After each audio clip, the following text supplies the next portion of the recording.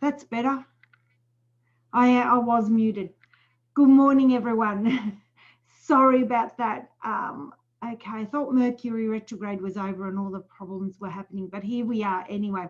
I have got my chat box open, guys, for anyone who is watching live on the webinar. So please pop in your questions. So 5 steps to find your niche.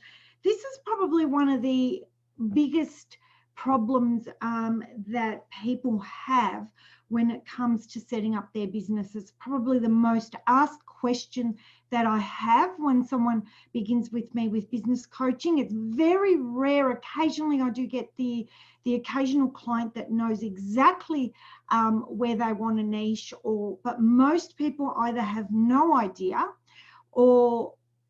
and have a niche that is very, very broad or very wide. And a lot of people also get niche and avatar mixed, and I call it niche, but I have heard people say niche as well. So however you want to call it is fine. This was also one of my biggest issues when I first started, because you're trained as a coach, as a life coach, as a business coach, and have so many things that you can work with. It becomes difficult to pick one area, thinking that you can service and work with everyone. It's also true, when I first started, one of the things that I was my problem was that the fear of missing out. So FOMO of what if I don't work with this person, and what if I don't work with that person. And for anyone who is watching live on Facebook, if you want the slides, if you want to come over and ask some questions, there's the registration link in the comments. Pop over and join us in the webinar, and you will be able to see all the slides. So this, like I said, this was a really, really difficult one for me, difficult one for clients. And one of my passions, one of the things that I do in business, especially with my business clients, is that I break things down to try and make them as simple as possible. Now, we can complicate things as much as we want, but a lot of the time, we are the ones that actually complicate things, or we get the idea from other people that things have to be complicated, and they absolutely don't. So one of my biggest things that I do is I don't overthink anything. On my VIP business clients know that. It's all about, simplicity. You don't want to be getting into business and really creating really difficult steps for yourself. So this is what these 5 steps are based on. And the first one is, and there is riches in the niches, for people who say niches. Like I said, I say niche, but I know a lot of people do say niche. So it's really, really interesting. But it's really important that when you first, especially when you first start out in business, that you drill down and that you have a niche. And the reason for that is because you need to get known in one certain area. Once you build a following, you build trust, you build rapport with an audience, then you can diversify. And that is exactly what's happened to me. But you need to build trust. And it's something that people don't understand. They think that they can jump on and build a niche based on everything that they've learned tonight. I'm going to tell you, I have actually seen some people on Facebook later jumping from one thing to the other, and then knowing some of them personally, I know that they've said they're struggling with getting clients, and I would beg to say that the problem there is because people don't know what they're an expert in. So the most important reason why, especially when you first start out, is that you need to establish a zone of genius. What are you best at? Now, the funny thing with me is that when I first started my coaching business, that I started working with anxiety and with suicide and depression and all those sorts of things. And it didn't take long for people to start asking me how I established my business. How did I create such a great business? And now the funny thing is, because you'll see this is part of step 1, I went back to what I used to do before I started coaching, which was all about financials and business strategy, because I'm an ex-accountant and a bookkeeper, worked as a bookkeeper for many, many years. And now I've actually gone back to that business stream. Chakras, yes, Kylie, that is your zone of genius. And the thing is, Kylie, that's not how you started either. And that's okay. You know, people get caught up also thinking that if they start a niche that they cannot change or evolve. That isn't true. Most top level coaches and most top level business people will diversify at some stage. And with COVID-19, a lot of businesses had to pivot. So it's okay. And I'm going to give you some really important steps. How to not get caught in this, that you create a niche and you've got to stick to it. So you have to establish a zone of genius. People need to begin to trust you in one area. So this is why it's important. And I am going to give you the steps and show you how to establish that zone of genius, okay? And it doesn't have to be forever, but you need to build your audience first. Once people have trust in what you do, you can then diversify or add something on. And I did, about 12 months ago, I started having people ask me about my business, and I went, oh, hang on, I know how to do business strategy. I know how to work out financials in business. I know how to now mindset. So now I've combined the lot, and my niche right now, although I still get people from that other niche through word of mouth, my niche is to create, to get business owners, small business owners, therapists, to become friends in their business and to really trust themselves in their business. Okay, so let's start looking at these steps. First step is, what's your passion and skills? It's so important. The reason for this is you don't want to be waking up every morning and working on something that you are not passionate about. If you are, it's not sustainable. I hear a lot of people say that they that they go for a niche, and a lot of other coaches I've heard say this, a niche that makes money. Yes, and we're going to look at that, and yes, you do need to pick a niche that makes money. But if you're not passionate about your niche, if you're only working on the niche for the money, you will lose momentum. And when something goes wrong, because things always go wrong in business, you will want to give up very quickly. So the first thing is, what would you like to work in? What is your passion? What is something that really drives you? And one of my passions is to see other business owners. It's something I've done for years. And it was interesting because I listened to so much other advice and went in a completely different way. But my passion was, even before I started my coaching business, I was working as an accountant and business strategist, helping people create businesses. So I've gone back to that. I love doing that. I love watching other people create businesses and succeed. And now I've put in the other added little passion of, creating holistic businesses. So there you go. And what skills do you have? I've also seen a lot of people call themselves coaches without any background training. Yes, life is a massive coach and massive teacher for us, but there are skills that you learn when you take coaching courses, and I'm constantly upgrading and teaching myself these skills to work as a completely transformational coach. So that's the first thing you want to look at. What passions do you have? What skills do you have? And what do you want to work with? Okay.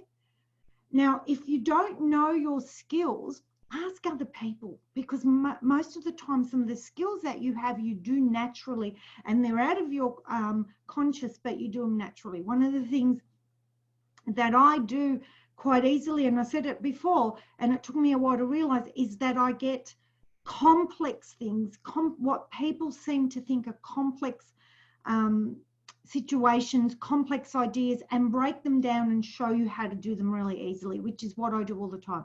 5 steps to this, 6 steps to that, 7 steps to that, 3 steps. things don't have to be hard. I sort of, that is one of my natural skills that I have. Some of the actual, and I have lots of other skills that I actually learned that I've trained for. So you need to have a look at your skills. To come across as a genius in your field, okay, you need to have the confidence to talk about it. You need to have the confidence to put up content. What I have also seen is people go for a niche that they don't have the skills or the confidence in. And what happens is they don't then come across as confident or in that field, and people can pick up on that. It is just so important that you understand that you need to have the skills and the passion, or else people will pick that up, okay?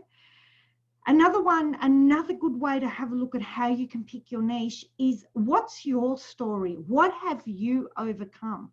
Okay, again, for me, it goes back to, finances, almost being bankrupt 8 years ago, almost to the day when I found out what was happening, and being able to build a business to where I am today, to 6+ figures very, very quickly once I got my head together and fast-tracked it. I was listening to so much information that I went on a completely wrong path. But in the last couple of years, I've known what I've wanted to do. I sat down, I started doing it. It was my passion, and it didn't take long to be able to get to that 6 figures. And when you really have a passion for what you want to do, you know what you're doing. It is your story. You've already done it. You've walked that walk first. Then you can talk the talk. And that's another thing that's really important, because a lot of people, when you start out in business, will want to know your background. And if you cannot come up with what you have done, something that you have done, then how can you sell it to someone else? Really important to understand that. I often have seen relationship coaches who have never been married, or have never gone through a full-time relationship or kept a marriage together or something like that, and then they're trying to give people advice. I'm not saying it doesn't work, but if you do something that you've already stepped into, that you've already walked through, then you will be the expert, because you've done it and you know it instinctively. It's not something that you have to learn, it's just there. So I hope that's making sense, guys. I'd love to hear your point of view on that. But everything that I teach my masterminders, my clients, I have done myself. So I've built a business from zero to, I've built more than one business from zero to multiple 6 figures. I've actually done that in the past as well, not just the coaching business. I have gone through financial almost bankruptcy and built up again. So this is what I'm saying. It's my story. I know how to do this. So this is what I'm saying. What's your story? What have you already done that you can then show other people? Because it really is a great way to pick a niche. Okay. So what pain point do you solve? What pain point have you solved for yourself that you can now solve for other people? This is what makes you an expert. An expert is, like I've already said, is a pain point that you have overcome and gotten to where you want to be. So have a look at this. Right? So what I want you guys to do for the first step in this is, I want you to brain dump every single niche you think you might like to do. Everything. Now, I have an amazing array of niches that I can work with. I said before, suicide, depression, anxiety, relationships, money, business building. So brain dump everything, absolutely all your niches. Just let them out. If you want to put them on post-it notes, just brain dump, brain dump, brain dump, everything that you can possibly do. And that's the first step. The second step is to narrow it down. Okay, so once you've brain dumped, I want you to narrow down what you can do next. Okay, and the first thing I want to ask you, and this is a lot of things that people don't look at, is who don't you want to work with? Okay, when I brain dumped all my potential niches, and I had at least 20 that I could work with when I did this for myself about 18 months ago. I then went through, weed out who you don't want to work with. There are some niches that will not light you up. You might have every other qualification in that, like you might be experienced at many different places and gone through many different things, but who do you not work? And get those and get rid of them straight away. If there's a particular niche that you don't want to work with, get rid of it. So the best way is to start with who you don't want to. Okay, and then get specific. In those ones that you have left, get specific. Who is it for and for what purpose? Okay, so now I've spoken a lot with my masterminders, sorry about this, and we've spoken in great length about avatars. Now, I'm not saying that avatars are no good, but I'm saying that sometimes you might have a niche that doesn't fit a particular avatar. For me, a niche is more about a pain point. Now, when I say I work with people who want to build a holistic business, in my mastermind at the moment, I have both men and women, and I have someone as young as 23 in there, right up to, I think the oldest is about 64. So I don't have a particular avatar that I work with. I have a niche, a pain problem that I work with. I work with holistic entrepreneurs who want to create 6+ figure sustainable businesses.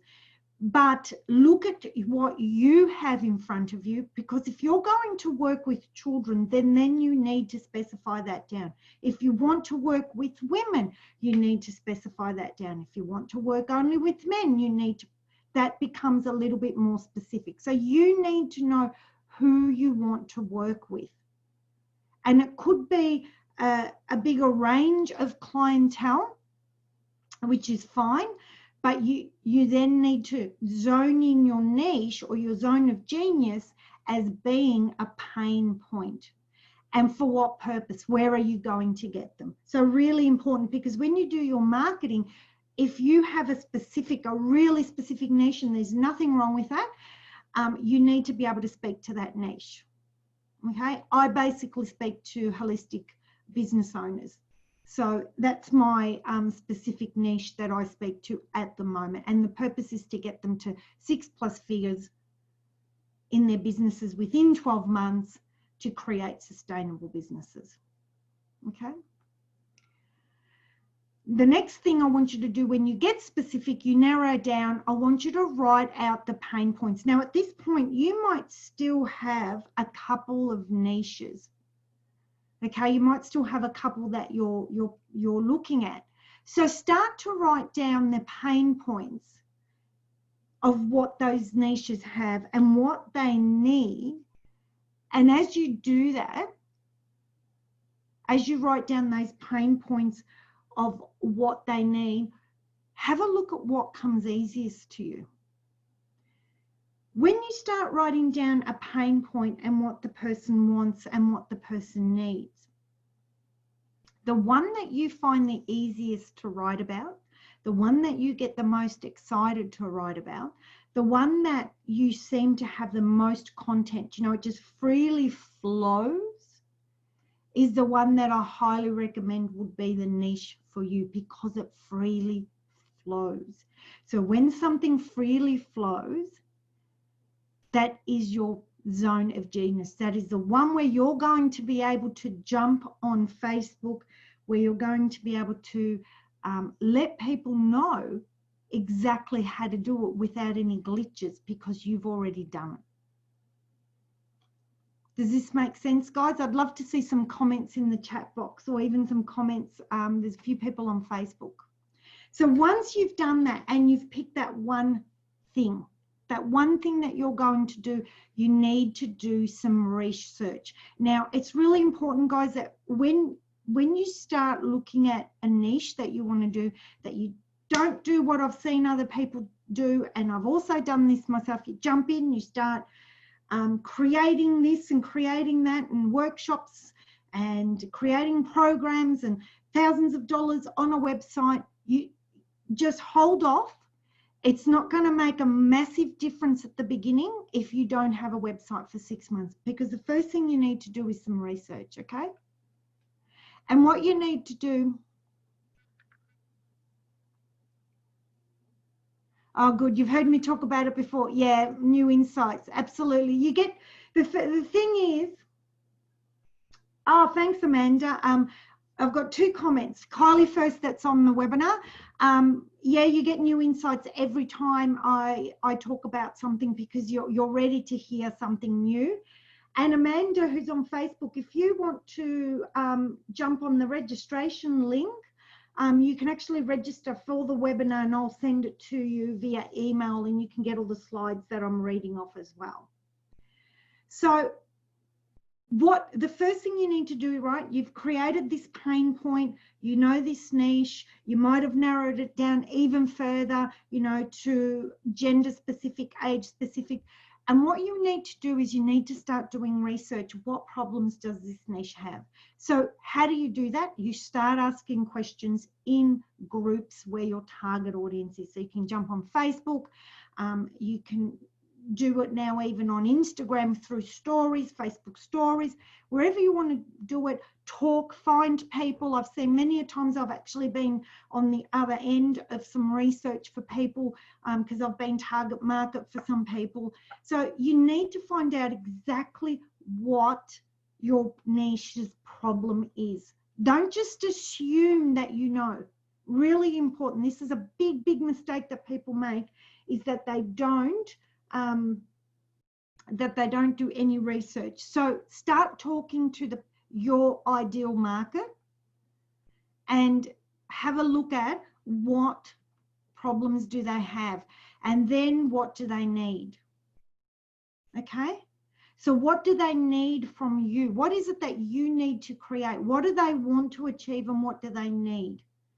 This is where you start to really drill down on what your programs and what you're going to do is in your niche. But you need to find out what their problem, that customer, what their problem is, not what your problem is. When I first started with this business, I thought that my mastermind, business masterminders, VIPs, needed strategies and financial skills and all that sort of stuff. And what happened was that as I started going further and further inside that niche, I found out that a lot of them needed a lot of mindset shifting and lots of other different things, which was not what I assumed to be the truth. So then when I created my mastermind program, I've made sure that I include what they need, not what I think they need. So really important. Research is so important.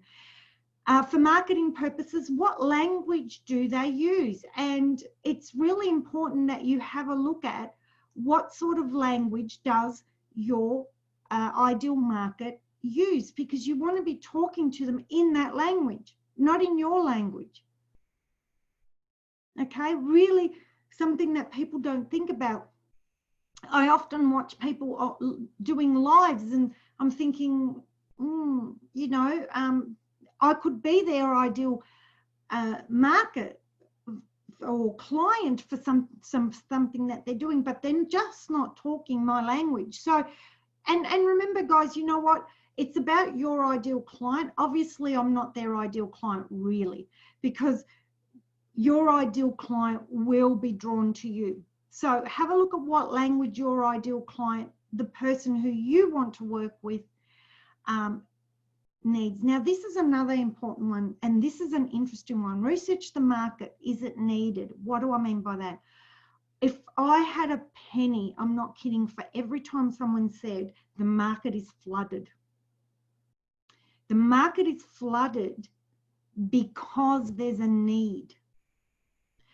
I often have had people say to me they're looking for a new or unique market. Maybe the fact that there is no new or unique market for something specific is not there because there's no need for it. And this brings me back to a conversation that I was part of last week, where someone was working with infertility.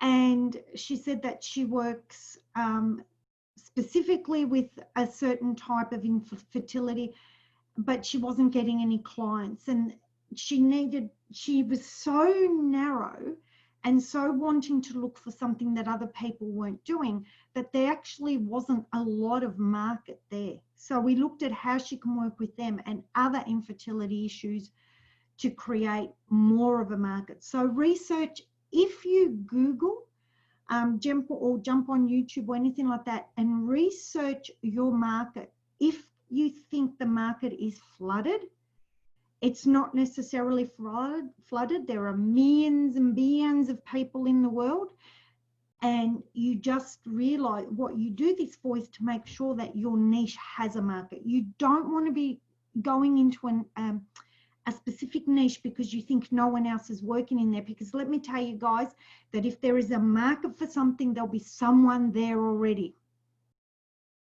So if you're thinking that you don't want to go into a specific niche because there's already too many people, I would have a look at what's going on with your mindset, because you are uniquely you. We're going to talk about this in a minute.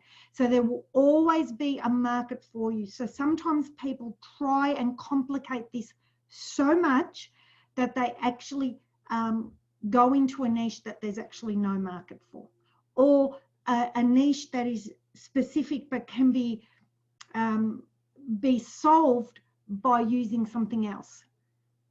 Okay, so just something to think about. Don't overthink this. And if there is a lot of need for that market, there is no reason why you cannot jump in that market as well. Okay, and this is what I was talking about. How are you unique? Okay, so if you do decide to go into a market where there's lots of other people, remember, you are unique, and people buy people, not the market, not you know, all the mumbo jumbo that goes with that. They buy you. So you need to go. It's really important that you go into a market that is something that you love, because that's where your uniqueness will come across, not because no one else is doing it. And you need to trust me on this, guys, because there is a lot of business coaches out there, but I still don't have an issue with clients because they see who I am. I show them who I am, and I am exactly what you're getting on this video right now. Okay, so it's really important that you remember that you are unique, and people will be drawn to you as long as you've got the passion, as long as you've got the drive and the know-how to do this particular niche. Okay, so the first thing in being unique is be you, unashamedly you. Okay, I make mistakes. I muffle my words. I say a lot. It's okay. This is truly me. This is not a persona of who I want you to think that I am. This is who I am. And you have to be exactly that. Just be you in that market. You will stand out to your unique client. And people appreciate it when you're you. Don't be shy to be yourself and do different things, okay? I often, and this is part of it, I just said today on this webinar about avatars, okay? I'm not a fan of avatars. And because I prefer to work with pain points rather than avatars. And most of my masterminds, a couple of them do have a sort of avatar, but we work with pain points targeted at a specific market, rather than, you know, an avatar, blonde hair, blue eyes, 6 foot tall. You know, we're more like working mums with this pain point. That's how I work. So be you, be different. And don't be ashamed to be different or to do things different to everyone else. Nobody says that there's a right or wrong way in anything that you do. Find a gap in the market. When you do your research, have a look at what other people in that market are doing and find a gap. Okay, one of the gaps that I feel is that I do both business strategies and I do all the mindset work as well. So I've combined both and do it in quite a unique way to be able to create results with my clients. So what is your unique edge? So I've got all the business background, which includes some marketing, some social media. I'm not a guru by no means, but I've got all of that. And because I've created that already for myself. And then I have all the training that I've done, all the skill set, which makes me a mindset specialist as well. So that's what we combine together. Okay. And then I also include a little bit of other stuff. Massive results. Love your work. Thanks, Kylie. You have had some massive results. Absolutely. Okay. So find a gap. Find a gap. What's your unique edge? What's you? And don't be unashamedly afraid to be you.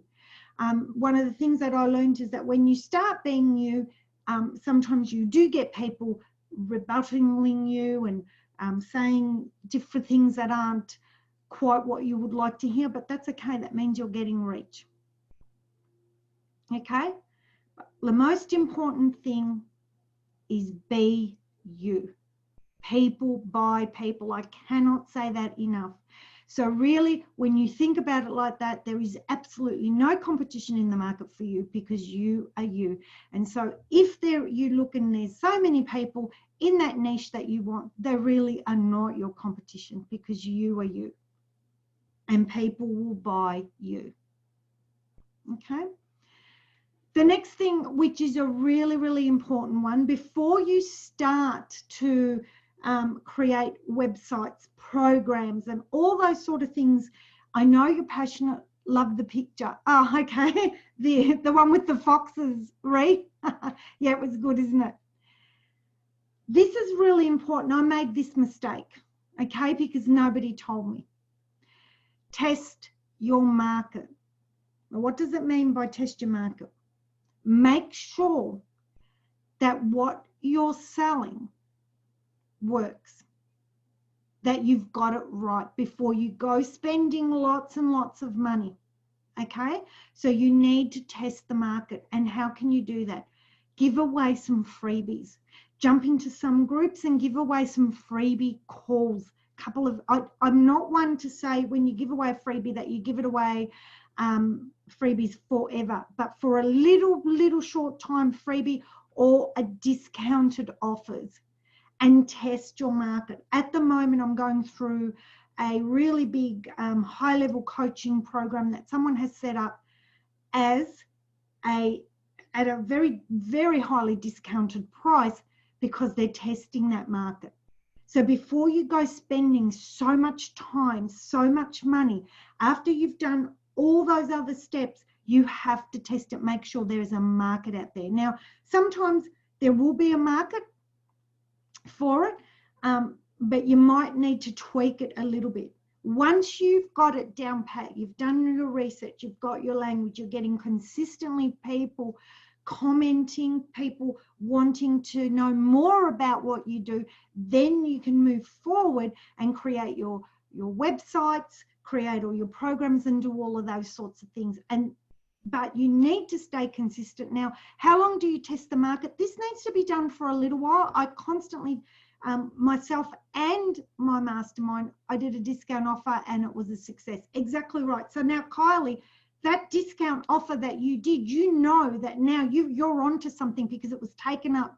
One post for sales, that got taken up. You know you're onto something there. So that's testing the market. So you can now start developing something around that.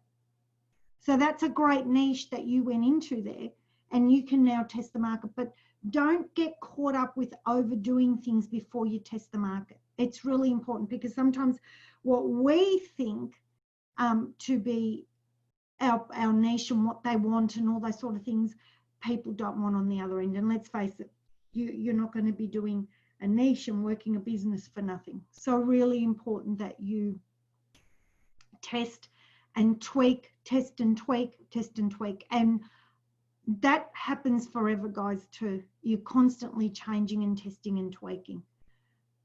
Okay. So that's it for today. I hope you enjoyed those 5 steps, and it's made it really a lot simpler for you to follow. it does not have to be difficult to find a niche or niche, whichever way you want to call it. But you know, there are some steps that you must follow if you want to get it right. And I cannot express enough how important it is that you don't become the jack of all trades. You know that saying, jack of all trades, master of none. Once you become more well known for what you do, you can then branch out a little bit. And I mean, I have two very definite niches. One is the business coaching and the other one is the training. So, but I built one up first. I built the business one up, and what happens is, you know, people usually go backwards and forwards in both your niches anyway. But it's really important that until people get to know you, I'm glad you like that, Heather. Glad you enjoyed that. While people get to know you, that you establish yourself in one area first, one pain point first. Create your niche around that and do all those other steps. And it might take you a little while, but you have to. You will not be able to grab people everywhere, because what happens now is that whenever I very often get you know, tagged in posts in groups, people who ask for recommendations when it comes to business mentoring and coaching, and people will tag me. But if I started to do a bit of this, bit of that, and I started talking to you guys about, you know, how to put makeup on and things like that, you would not recommend me. You'd say, what does she actually do? She does so many things. Okay, so go through these steps. I would love to hear some results with you guys. Remember to test the market before you start putting in a lot of time and effort into a niche, but you need to be consistent for a couple of months at least to see if it's going to work. But you'll be able to test the market pretty quickly and get yourself out there. Thank you for watching, guys. I've forgotten what we're doing next week. I think next week I'm doing some easy steps to create ebooks. I can't remember what my topics are. So I'd love to see you again 10 o'clock next Monday. But in the meantime, please find me on YouTube. I've got lots and lots of videos on YouTube, Facebook, LinkedIn or Instagram under Sandra Madafferi. I'd love to have you there. Please, if you have any questions, no problems, Ree. Please yell out. For everyone who has registered, I will send you through the recording. And if anyone would like to create or have a strategy call with me about how you can niche or anything else in your business, if you're really serious about getting your business to 6+ figures, and I love saying that because I loved when I broke that ceiling. It was absolutely such a brilliant feeling in my coaching business. I'd done it before in other businesses, and to be able to do it in the coaching business. But if that's what you want to do, I'd love to have a strategy call with you and to see how we can work together. Thanks for watching, guys. I look forward to seeing you all next week for the next one. Have a great week, everyone, and enjoy the week. Enjoy your business. Business should not be stressful. So enjoy it and have a great time, and I'll see you again next week. Bye for now.